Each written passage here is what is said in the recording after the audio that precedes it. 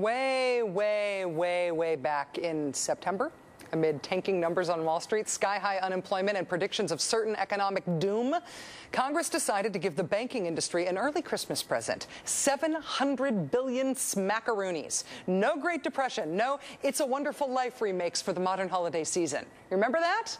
Lawmakers fought about it. John McCain fake suspended his campaign over it. The House failed it once, and then finally, after the Senate packed it full of pork, it was delivered to Wall Street with a bow on top. But that's the bailout story you know about, the one you can hold your member of Congress accountable for. Turns out there's kind of another one, a little addendum, a little sideshow with 10 zeros on the end of it and a dollar sign in front of it.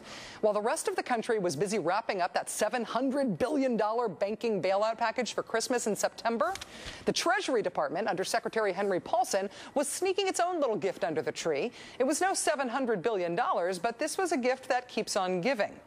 You see, once upon a time, there was a scrappy little law, we'll call him Section 382 of the tax code, and little Section 382 told all the corporations that they couldn't avoid paying taxes simply by purchasing a failing company. But right in the middle of the bailout chaos, when apparently nobody was looking, I wasn't, were you? The Treasury Department reversed little Section 382. So Merry Christmas, banks. If you don't want to pay your taxes anymore, that's fine. Just use that $700 billion we just gave you to buy some losing companies and then use them as tax shelters. The Washington Post, with details on Paulson's secret Santa gift, reports this today, quote, "The sweeping change to 2 decades of tax policy escaped the notice of lawmakers for several days as they remained consumed with the controversial bailout bill. When they found out, some legislators were furious. Some congressional staff members have privately concluded that the notice was illegal."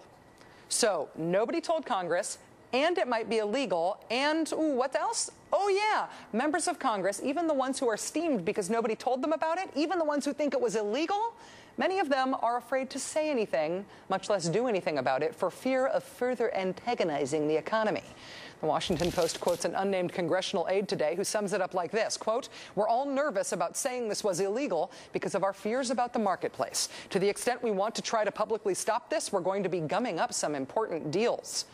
Oh, and pay no attention to the $140 billion that just got sucked out of taxpayers' wallets without debate and possibly against the law. That's in addition to the $700 billion Uncle Sam already officially forked over. For a record second time in one night, I need to be talked down. Here to try is syndicated columnist David Sirota. Mr. Sirota, thank you for joining us tonight.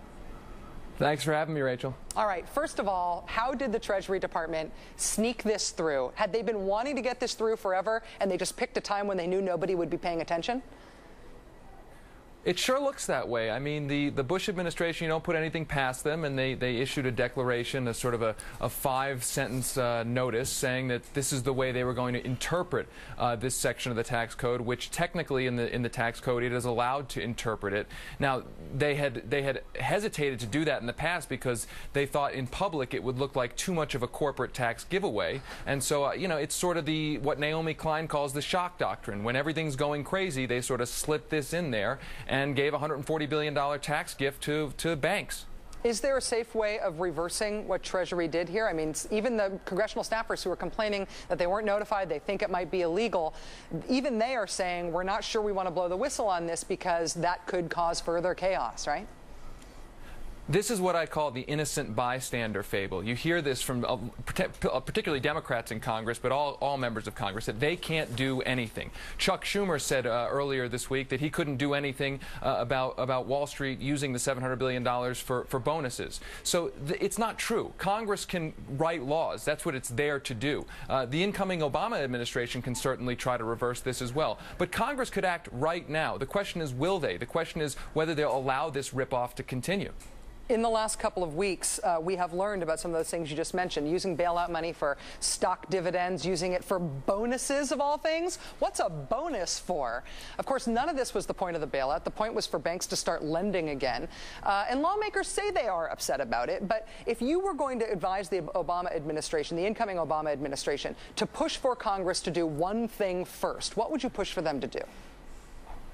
Oh boy, I mean that's a big question. I mean, I guess on the financial crisis is to at the very least force the banks to start lending parts of the money that Congress and the taxpayer is giving to them. That's what the British did when the British pushed their bailout plan. They forced some terms onto the banks. I would go further and say, you know, don't allow them to use this money for bonuses. Don't allow banks that take this money, the taxpayer money, to pay out dividends to shareholders. That should be the bottom line starting point.